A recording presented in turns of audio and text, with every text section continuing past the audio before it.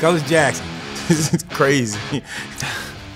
Intensity, man. I love it. When you think of a strength coach, you know, at this level, you know, his demeanor pops up in my head. But he's an intense guy. Every time you see him. There's no favorites with him. It's either you gonna do it his way or it's no way at all. Oh man, Coach Jack, you always gonna get that work.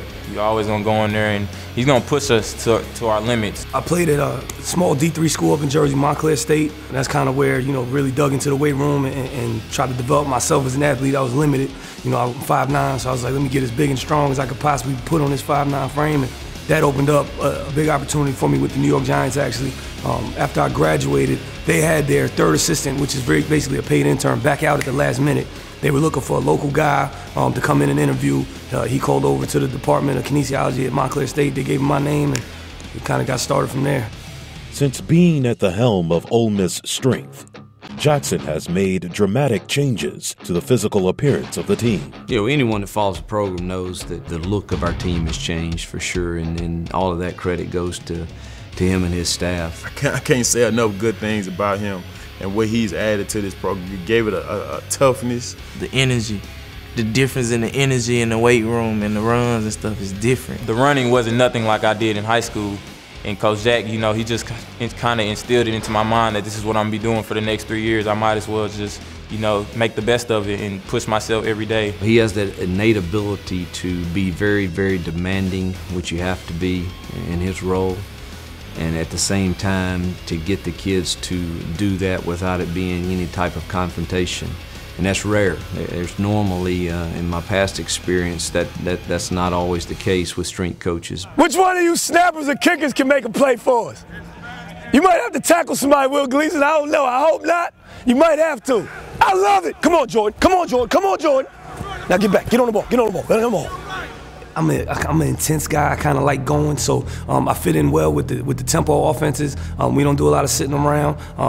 What I try to produce is a very fast, violent football team. His workouts match our tempo of our offense. They're fast, intense, and get after it, and it helps our kids keep that mindset on the football field, because that's what they do in the weight room. They just carry it to the football field. So I just got to tip my hat to what Coach Jackson does. I'm more old school. I like working hard, and what my eyes tell me about the kid, oh, he looks fresh or he looks tired, you know, that's kind of something I take pride in as being part of my job. But the technology is developing now where you can put an actual number on it. So the monitors we're wearing, we're tracking a couple different things. The GPS unit is tracking distance and speed, so it can tell you, all right, his average speed today was 10 miles an hour. He hit a peak of 18 miles per hour, and then it tracks how far he went. We have two monitors on. One of them is monitoring heart rate, core temperature, physiological stuff. The other one's monitoring yards and speed. Quick things that it does, these ratios right here, the load ratio and intensity ratio, that takes the amount of work they did versus the amount of work their heart did and their core temperatures, and that we have a pretty good feel on what's good and what's bad. So as we're tracking Tuesdays, for some reason yesterday LeBron ran a lot more than he does on a normal Tuesday, and I can let Coach Hurd know that. Like, I don't know what happened, or he ran way less. Either way, you know, I bring in interns from all over the country, but mostly small school guys, and they're just blown away like at everything we have access to. You get spoiled, you know.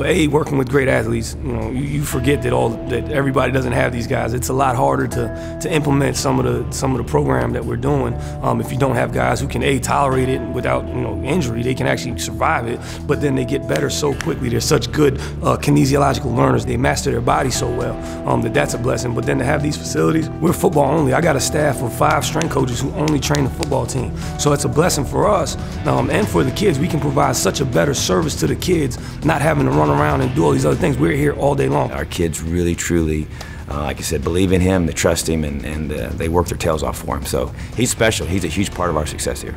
It's a mentality that he approached the weight room with that it affects the whole team, and it's contagious. You know, his attention to detail and his passion that he has every single day is very rare in this world, and there's very few people that are really good at what they do. He's one of them.